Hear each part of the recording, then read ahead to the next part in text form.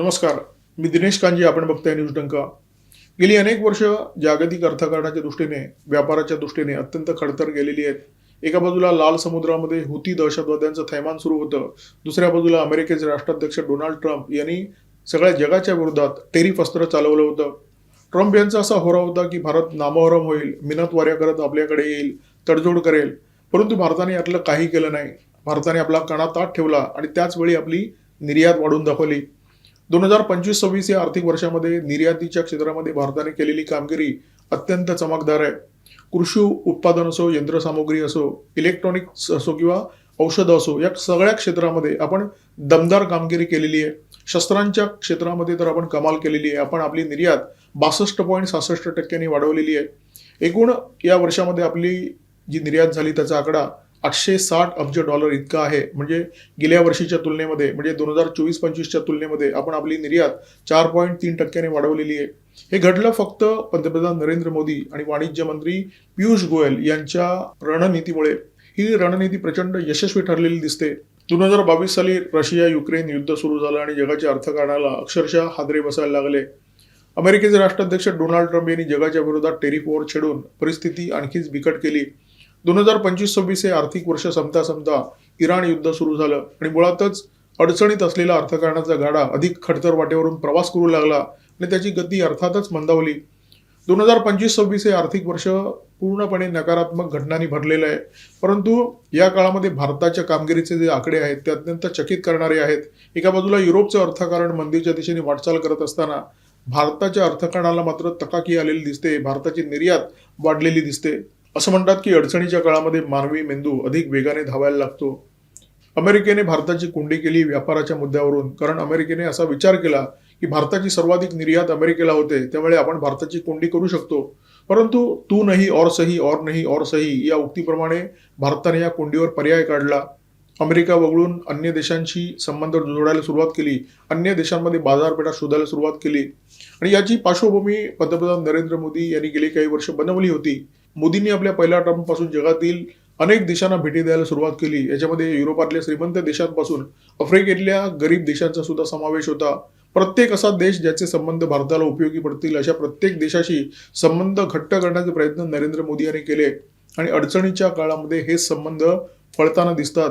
भारताने जेव्हा आपल्या बाजारपेठांचा विस्तार करण्याचा प्रयत्न केला तेव्हा हे संबंध कामी आले आणि भारताचे प्रयत्न यशस्वी झाले. अमेरिकेने जी कोंडी करण्याचा प्रयत्न केला होता ती कोंडी फोडण्यामध्ये भारताला यश आलेलं दिसतं. कोणत्या एका देशावर निर्यातीसाठी अवलंबून राहायचं नाही, आपल्या बाजारपेठेचा विस्तार करायचा, अधिक देशांना आपला माल आणि आपल्या सेवा पुरवायच्या, अशा प्रकारची रणनीती भारताने आखली आणि ती कार्यान्वित सुद्धा केली. जगातील अधिक देशांना आपण आपला माल पुरवू लागलो. 2024-25 आणि 2025-26 या वर्षांचे आकडे मी तुमच्या समोर ठेवतो. 2024-25 या वर्षामध्ये आपण 128 देशांना आपला माल आणि आपल्या सेवा पुरवल्या. 2025-26 या वर्षामध्ये आपण एकूण 145 देशांना आपला माल आणि आपल्या सेवा पुरवल्या. म्हणजे जवळजवळ आपण आपल्या यादीमध्ये 17 नव्या देशांची भर घातली. आपली बाजारपेठ आपण विस्तारली आणि त्याचे फायदे सुद्धा झाले. आपण ज्या गोष्टींची निर्यात करतोय त्याच्यामध्ये इतकी मोठी विविधता आहे. एका बाजूला आपण अन्नाचे सगळ्यात मोठे पुरवठादार बनलेले आहोत. दुसऱ्या बाजूला आपण जगाला औषधं पुरवतो, म्हणजे जगाच्या आरोग्याची सुद्धा काळजी घेतो. भारताला जगाची फार्मसी म्हणतात, म्हणजे भारताने आपला इतका मोठा लौकिक बनवलेला आहे. आपली जी जेनेरिक औषधं आहेत ती जगभरामध्ये जातात. भारत आता शस्त्र निर्यातीच्या क्षेत्रामध्ये सुद्धा दमदार पावलं टाकताना दिसतोय. मोदी सरकार सत्तेवर येऊन आता 10-12 वर्षांचा काळ लोटलेला आहे. परंतु 10-12 वर्षापूर्वी काय चित्र होतं हे जर आज आठवलं तर अनेक बाबतीत आपल्याला हसू आल्याशिवाय राहत नाही. म्हणजे अगदी मच्छर मारण्याची बॅट सुद्धा आपण चीनवरून आयात करायचो. अनेक अशा छोट्या मोठ्या गोष्टी ज्या भारतात निर्माण करणं अगदी सहज शक्य आहे, या गोष्टी आपण चीनमधून आयात करायचो. दिवाळीच्या काळामध्ये आपल्याला माहिती आहे की दिवाळीच्या पणत्यांपासून कंदील, लाइटिंग सगळं चीनमधून यायचं. आपल्या गणपतीच्या मूर्ती सुद्धा चीनमधून यायच्या, अशी परिस्थिती होती. आपण खेळणी चीनमधून आयात करायचो, मोबाईल फोन चीनमधून आयात करायचो, शस्त्र अमेरिकेकडून आयात करायचो, शस्त्र रशियाकडून आयात करायचो. आता काय परिस्थिती आहे? आपण मोबाईलचे सर्वात मोठे निर्यातदार झालेलो आहोत. आपण खेळण्यांचे सगळ्यात मोठे निर्यातदार झालेले आहोत. अनेक छोट्या मोठ्या गोष्टी आपण भारतामध्ये निर्माण करतोय. आत्मनिर्भर भारत आणि मेक इन इंडिया या 2 उपक्रमांची विरोधकांनी जबरदस्त टवाळी केली. काय भारतात निर्माण होत आहे, हे सगळे उपक्रम फ्लॉप आहेत, अशा प्रकारची टीका केली. परंतु या उपक्रमाने भारताचं भाग्य बदलण्याचं आणि भारताचं नवं भाग्य लिहिण्याचं काम केलेलं आहे. सेवांसोबत वस्तूंच्या निर्यातीत सुद्धा वाढ होते. 2024-25 मध्ये आपण 351.93 अब्ज डॉलरच्या सेवांची निर्यात केली. 2025-26 मध्ये हा आकडा झालाय 387.93 अब्ज डॉलर. ही जी वाढ आहे ती जवळपास 10.23% वाढ आहे. देशाची सर्वाधिक निर्यात यंत्रसामुग्री आणि सुटाभागांची आहे. 2024-25च्या तुलनेमध्ये 2025-26 मध्ये ती 116 अब्ज डॉलरवरून 125 अब्ज डॉलरपर्यंत वाढलेली आहे. इलेक्ट्रॉनिक वस्तूंच्या निर्यातीत सुद्धा भरघोस वाढ झालेली दिसते. ती 2024-25 मध्ये 38.58 अब्ज डॉलर होती. 2025-26 मध्ये ती झाली आहे 48.20 अब्ज डॉलर. औषधांच्या निर्यातीमध्ये सुद्धा आपण भर घातलेली दिसते. 2024-25 मध्ये आपण औषधांची निर्यात केली होती 28.31 अब्ज डॉलरची. 2025-26 मध्ये आपण निर्यात केलेली आहे 31.40 अब्ज डॉलरची. रसायनांची विक्री 21.02 अब्जवरून 23.10 अब्जवर गेलेली आहे. तयार कपड्यांच्या निर्यातीमध्ये सुद्धा आपण भर घालण्यामध्ये यशस्वी ठरलेलो आहोत. आपण 24-25 मध्ये निर्यात केली होती 15.99 अब्ज डॉलरची. 25-26 मध्ये आपण निर्यात केली आहे 17.50 अब्ज डॉलरची. म्हणजे याच्यामध्ये सुद्धा वाढ नोंदवलेली दिसते. कृषी उत्पादनांच्या निर्यातीत सुद्धा आपण भर घातलेली आहे. 2024-25 मध्ये आपण निर्यात केली होती 12.47 अब्ज डॉलरची. 2025-26 मध्ये आपण निर्यात केलेली आहे 13.80 अब्ज डॉलरची. ऑटोमोबाईल मध्ये सुद्धा आपण आपली निर्यात वाढवलेली आहे. 22.11 अब्ज डॉलरवरून आपण ती नेलेली आहे 23.50 अब्ज डॉलरवर. मत्स्य निर्यातीमध्ये सुद्धा आपण आपला आकडा वाढवलेला आहे. 2024-25 मध्ये हा आकडा होता 7.40 अब्ज डॉलरचा. आता हा आकडा पोहोचलाय 8.10 अब्ज डॉलरवर. म्हणजे अमेरिकेने या क्षेत्रामध्ये सुद्धा आपली कोंडी करण्याचा प्रयत्न केला होता, परंतु आपण पर्यायी बाजारपेठांचा शोध घेतलेला आहे. 2-3 अशी क्षेत्र आहेत ज्याला फटका बसलेला आहे. त्याच्यामध्ये पेट्रोलियम आहे, जेम्स अँड ज्वेलरी आहे. परंतु एकूणच चित्र बदललं तर ते जे चित्र आहे ते आशावादी आहे, आशादायक आहे आणि भविष्यकाळ उज्ज्वल आहे हे सूचित करणार आहे. शस्त्र निर्यातीच्या प्रांतामध्ये आपण कमाल केलेली आहे. आपण सगळ्या जगाला धक्का देण्याचं काम केलेलं आहे. म्हणजे अमेरिकेचं आणि रशियाचं धावं दणाळेल अशा प्रकारची कामगिरी आपण करताना दिसतोय. 2024-25 या वर्षामध्ये आपण केलेली शस्त्रांची जी निर्यात होती त्याचा आकडा होता 23,645 कोटी आणि 2025-26 मध्ये आपण जी निर्यात केलेली आहे त्याचा जो आकडा आहे तो आहे 38,424 कोटी. म्हणजे आपण आपल्या निर्यातीमध्ये जवळजवळ 62.66% घसघशीत वाढ केलेली आहे. गेल्या 2 वर्षांची आपण कामगिरी पाहिली शस्त्र निर्यातीच्या प्रांतातली तर स्वाभाविकपणे आपण 2026-27 साठी मोठं लक्ष ठेवणार हे स्वाभाविक होतं आणि आपण तसं लक्ष ठेवलेलं आहे. 2026-27 मध्ये 50,000 कोटींची शस्त्र विकण्याचं लक्ष भारताने ठेवलेलं आहे आणि हे लक्ष गाठणं सहज शक्य आहे. 2025-26 या वर्षामध्ये आपण जवळजवळ 80 देशांना शस्त्रांची निर्यात केली आणि याच्यामध्ये खूप मोठी व्हरायटी आहे. आता जगाची जी परिस्थिती आहे ती अशा प्रकारची आहे की शस्त्र निर्यातीच्या प्रांतामध्ये भारताला खूप मोठा स्कोप आहे. कारण रशिया युक्रेन युद्धामध्ये गुंतलेला आहे. चीनची परिस्थिती अशी आहे की चीनी शस्त्रांचा बाजार आधी पाकिस्तानमध्ये उठला ऑपरेशन सिंदूरच्या दरम्यान, त्याच्यानंतर व्हेनेझुएलामध्ये उठला आणि त्याच्यानंतर इराणमध्ये सुद्धा तेच चित्र सगळ्या जगाने बघितलं. अमेरिकी शस्त्रांचा जर विचार केला तर अमेरिकेची जी एअर डिफेन्स सिस्टीम आहे त्याचा बोऱ्या आखातामध्ये वाचताना दिसला. आता त्या तुलनेमध्ये ऑपरेशन सिंदूरचा जर आपण विचार केला तर या ऑपरेशनच्या काळामध्ये पाकिस्तानकडून आपल्या दिशेने म्हणजे भारताकडे हजारो ड्रोन आणि मिसाईल्स आली, परंतु भारताने ही सगळी ड्रोन आणि मिसाईल हवेतल्या हवेतच नष्ट केली.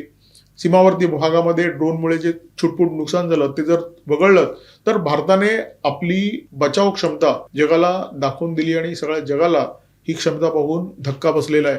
सगळं जग भारताकडे अत्यंत आशेने बघतंय. भारताने 2025-26 मध्ये जी शस्त्र निर्यात केली त्यामध्ये क्षेपणास्त्र मोठ्या प्रमाणात आहेत. त्यामध्ये ब्रह्मोस आहेत, आकाश आहे, पिनाका आहे. आपण टेहळणी जहाजं निर्यात केलेली आहेत, आपण गस्ती जहाजं निर्यात केलेली आहेत, आपण तोफा निर्यात केल्या आहेत, आपण स्नायपर निर्यात केलेले आहेत, आपण तोफांचे गोळे निर्यात केलेले आहेत, आपण रायफल्स निर्यात केलेले आहेत.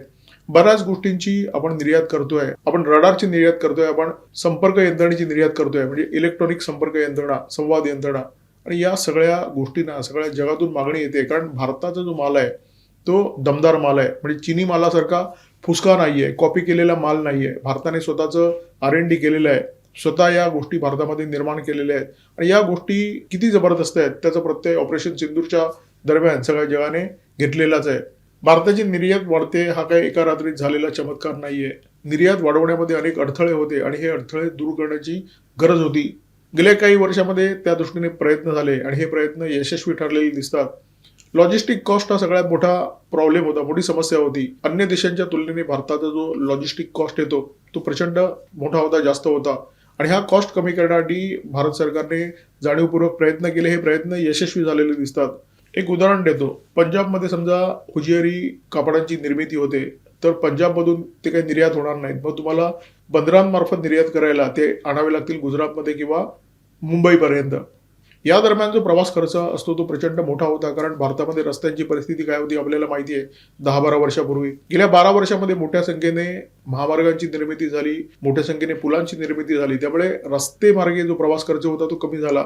आपण डेडिकेटेड फ्रेट कॉरिडॉर बनवले, म्हणजे असे रेल्वे मार्ग जिथे फक्त मालाची वाहतूक होते. त्याच्यामुळे जिथून उत्पादन होतं आणि जिथून या वस्तू बोटीवर चढवल्या जातात, जहाजांवर चढवल्या जातात निर्यातीसाठी, या दरम्यान जो खर्च होता तो खर्च प्रचंड कमी झाला आणि त्याचा फायदा आपल्या मालाचा जो खर्च होता तो कमी होण्यामध्ये झाला. म्हणजे आपल्या वस्तू स्वस्त झाल्या आणि त्याच्यामुळे जागतिक बाजारपेठेमध्ये याची निर्यात वाढायला मदत झाली. निर्यात वाढवण्यासाठी अधिक देशांना जोडण्याची गरज होती. मूठभर देशांवर अवलंबून न राहता आपल्या बाजारपेठेचा विस्तार करायचा, नवे नवे देश जोडायचे, अशा प्रकारचे धोरण केंद्र सरकारने तयार केलं आणि या धोरणाची यशस्वीपणे अंमलबजावणी केली. आता ही अंमलबजावणी यशस्वी झाली आहे हे आपल्या लक्षात आलं असेल. तिसरी महत्त्वाची गोष्ट, ट्रम्प टेरिफमुळे मोठ्या आणि छोट्या अशा सगळ्या प्रकारच्या उद्योगांना झळ बसली. मोठ्या उद्योगांकडे रिझर्व्ह असतात, त्यांच्याकडे मोठ्या प्रमाणात फंड असतात, त्यामुळे त्यांना या अडचणीतून बाहेर कसं पडायचं हे ठाऊक होतं. परंतु अडचणीत आले छोटे आणि मध्यम उद्योग. या उद्योगांसाठी इंडिया एक्सपोर्ट मिशनच्या अंतर्गत 25,000 कोटींची मदत करण्यात आली. एवढं मोठं पॅकेज देण्यात आलं की जेणेकरून या छोट्या उद्योगांच्या हातामध्ये रोकड राहील, पैसा राहील, म्हणजे भांडवल खेळतं राहिलं तर उद्योग सुरू राहतो. तुमचा देश जर श्रीमंत करायचा असेल, तुमची तिजोरी जर भरायची असेल, तर जगात तुमचा माल विकायला पर्याय नाहीये. तुम्हाला वस्तू विकल्या पाहिजेत, तुम्हाला तुमच्या सेवा विकल्या पाहिजेत, तुमची निर्यात तुम्हाला वाढवत नेली पाहिजे. अडचणीच्या काळामध्ये निर्यात वाढवणं कठीण होतं, परंतु आपले पंतप्रधान आणि आपले वाणिज्य मंत्री यांनी डोकं शांत ठेवलं, नव्या वाटा धुंडाळण्याचा प्रयत्न केला. त्यांनी आपली निर्यात सुरक्षित ठेवलीच, परंतु ती वाढवण्याचा सुद्धा प्रयत्न केला आणि हा प्रयत्न यशस्वी झालाय असं आपण आता म्हणू शकतो. आपण जगामध्ये अनेक मित्र जोडलेले आहेत. या मित्रांच्या संकट काळामध्ये भारत त्यांच्या पाठीशी ठामपणे उभा राहिलेला आहे. त्यामुळे भारत जेव्हा अडचणीत येतो तेव्हा स्वाभाविकपणे या देशांकडून आपल्याला मदत मिळते. हे देश खंबीरपणे भारताच्या पाठीशी उभे राहतात. आता जगामध्ये तेल आणि गॅसचं संकट आहे आणि आफ्रिकेतला अंगोला हा छोटासा देश भारताची मदत करताना दिसतोय. छोट्या छोट्या देशांची आपण मदत केलेली आहे आणि हे छोटे छोटे देश आता संकटाच्या काळामध्ये भारताला उपयोगी पडताना दिसत आहेत. अर्थात हा जो फायदा आहे तो दोन्ही बाजूने आहे. पाकिस्तान सारखा एखादा भीक मागे आणि उपद्रवी देश जर सोडला तर जगातील बहुतेक देश भारताशी संबंध जोडायला उत्सुक आहेत. चीन काही आपला मित्र नाहीये, परंतु चीनला सुद्धा भारताशी जे व्यापारी संबंध आहेत ते मजबूत करायचे आहेत. तुर्की भारताच्या नेहमी विरोधात बोलत असतो, परंतु तुर्कीला सुद्धा भारताची गरज पडते. तुर्कीमध्ये गव्हाचा खडखडाट निर्माण झाला होता आणि तुर्कीने भारताकडे विनंती केली 3-3 वेळा की आम्हाला गहू पाठवा. भारताने गहू पाठवला नाही, कारण एकदा भारताने पाठवलेला गहू तुर्कीने नाकारला होता. म्हणजे ज्या देशांना माज आहे ते देश जर वगळले तर भारताला प्रत्येक देशाशी संबंध जोडायचे आहेत आणि जगातल्या प्रत्येक देशाला भारताशी संबंध जोडायचे आहेत, कारण त्यांना माहिती आहे की हे संबंध दोन्ही बाजूचा फायदा करणारे आहेत. या संबंधाने फक्त भारताच्या तुंबड्या भरतील असं नाहीये, आपला सुद्धा तेवढाच फायदा होईल याची खात्री जगातल्या प्रत्येक देशाला आहे. आणि त्याच्यामुळे भारताचा जो व्यापार आहे तो वाढत चाललेला आहे, कारण व्यापार सुद्धा विश्वासाच्या जोरावरच वाढतो आणि हा विश्वास गेल्या काही वर्षामध्ये भारताने कमवलेला आहे, वाढवलेला आहे. सगळं जग अडचणीत आलेले असताना भारताचा मात्र डंका वाजतोय, भारताची निर्यात वाढते. ही गोष्ट भारतीयांसाठी खूपच समाधानकारक आहे. मोदी सरकार काय करतंय, मोदी सरकार काय दिवे लावतंय, असे प्रश्न जे नतद्रष्ट उपस्थित करत असतात त्यांना या आकड्यांनी सणसणीत चपराक दिलेली आहे. या व्हिडिओमध्ये तुर्तास इथेच थांबतोय. व्हिडिओमध्ये माझ्यासोबत होते cameraman Omkar Bhagwat, video editor Ajay Shelke. Video जर आवडला असेल तर लाईक करा, शेअर करा, कॉमेंट बॉक्समध्ये व्यक्त व्हा, सबस्क्राईब करा न्यूज डंका सोबत, सबस्क्राईब करा बीज डंका आणि बेल आयकॉन दाबायला विसरू नका. नमस्कार, धन्यवाद.